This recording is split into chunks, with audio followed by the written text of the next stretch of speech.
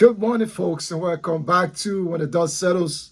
My name is Pico Conway, and I want to first of all want to say a big thank you to those of you who watch our previous videos, those of you who subscribe to our channel.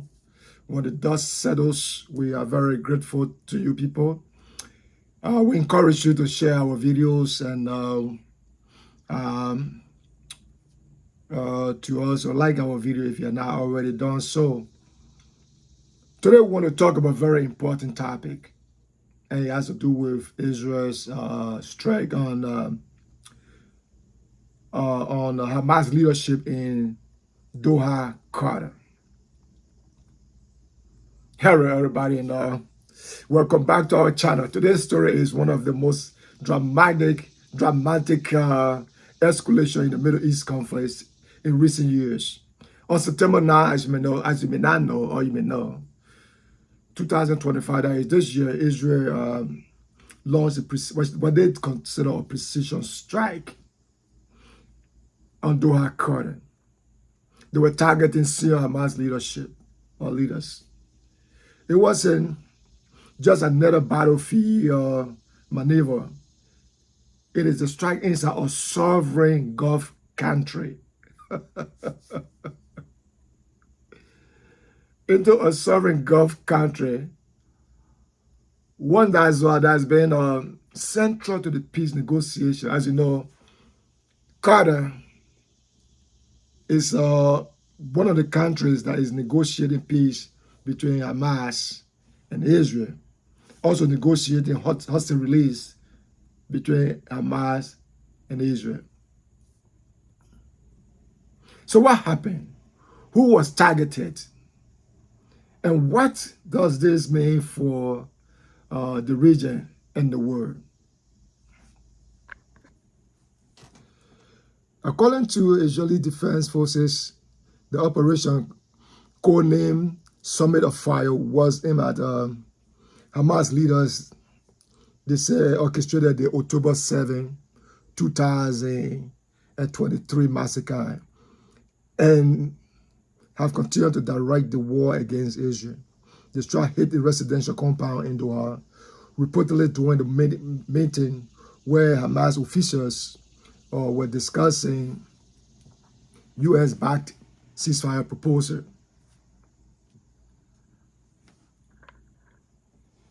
So you see what happened, right? There seems to be too much of coincidence, right? These guys, you talk about Khalid al-Hania, who is the head of Hamas in Doha, Qatar, in exile, to describe it that way. They were all meeting to discuss the U.S. proposal of ceasefire proposal. And at the time they were meeting, those guys, Israeli strike, the compound, those guys were killed with the son of Hamas, 5 Hamas member,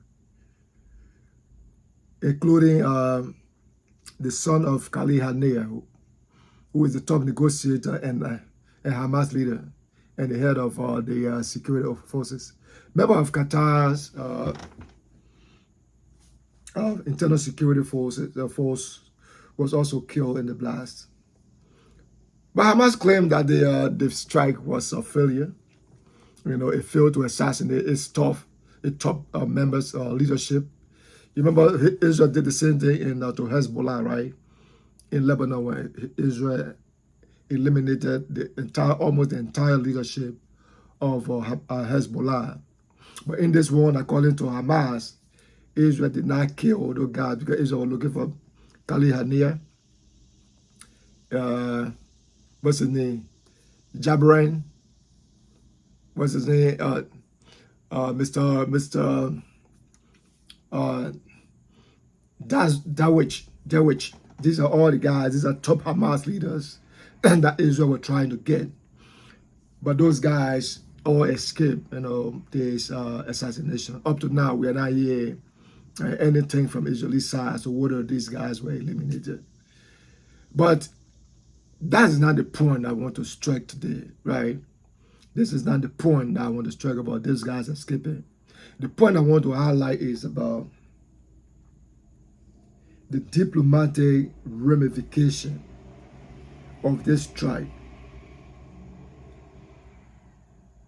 Or a sovereign country, a member of the United Nations, has been struck by another country of the United Nations. Qatar condemned this strike and called it cowardly, and a flagrant violation of international law. And I think a lot of people agree with it. The United Nations Secretary General Antonio Guterres spoke right after the attack, and they condemned the attack.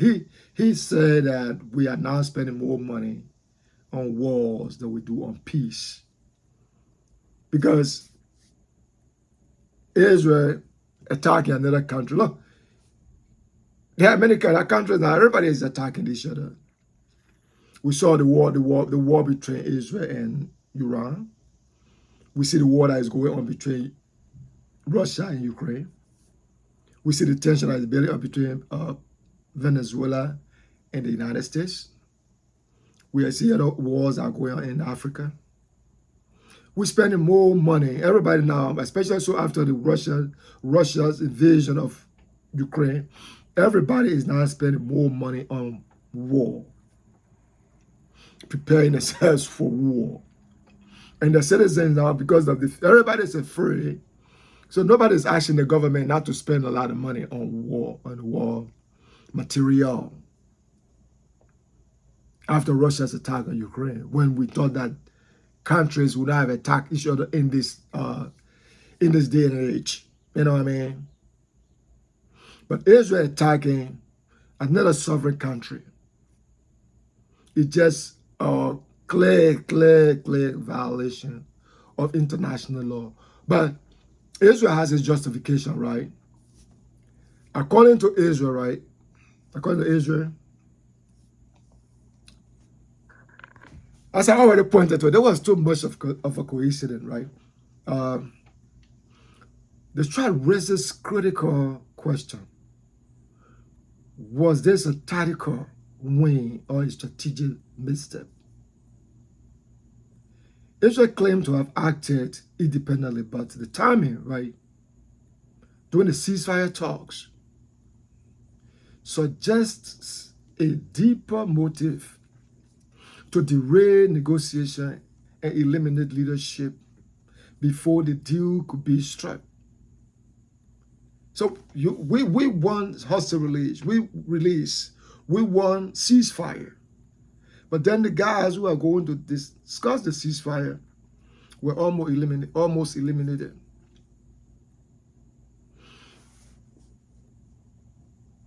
Hamas, meanwhile, said they accused both the United States and Israel for sabotaging peace efforts.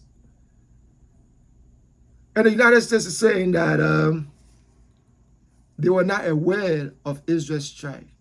They informed Carter of the strike 10 minutes after the strike was already done.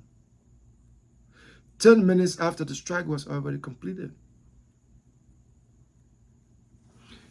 First of all, people are asking what happened to Carter's air defense systems.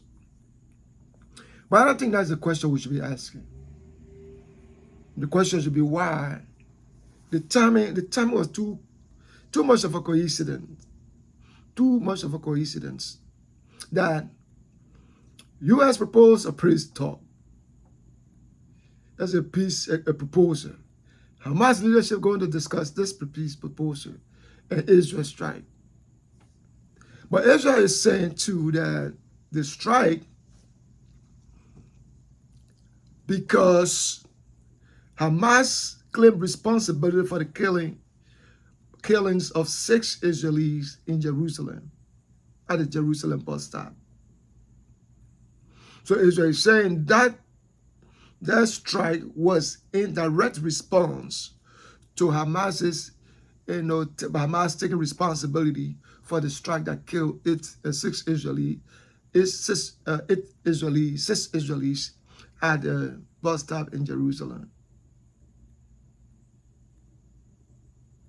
But this is not just a strike, right? This is it was a geopolitical shockwave. Whether this lead to more violence or forces a diplomatic meeting and reset remains to be seen. But one thing is clear. The war is no longer confined to Gaza. And I think Khalid Haniya and his team in Doha, Qatar, will not be looking over the shoulder more closely. It not play out in a ballroom, in the embassies, in capital across the country. This is very troubling. United States are not aware of the strike. Israel said it was striking because Hamas killed 6 Israelis, or claimed responsibility for 6 Israelis that were killed in Jerusalem. So you see where we are headed. You see where we are headed. It just, the two countries, or Israel and Hamas, are still going at it since after September, October 7, 2023. Israel and Hamas are still going at it. I think according to some estimate, over 40,000 Palestinians are died after the killing of 1,250 Israelis on October 7th.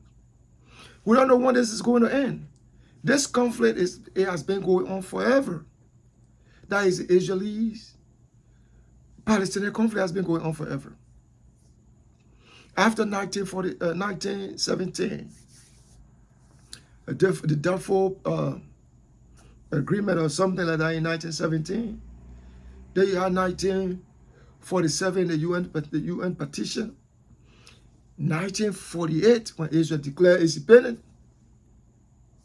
Then you had 2008, when Hamas, which is an offshoot of the Muslim Brotherhood that took over Gaza. 2008, 2012, 2014, war between the two people have been going on. So we don't know how this is going to end. We don't know how this is going to end.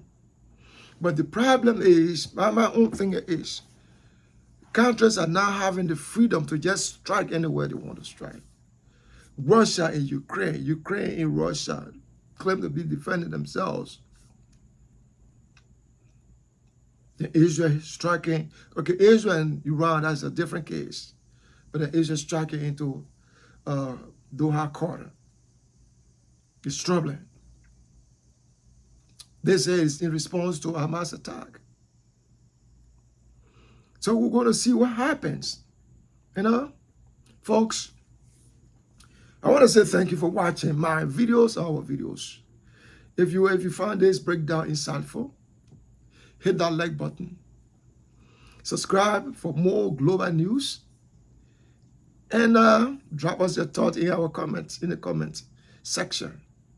Do you think this strike was justified or reckless? Let's talk.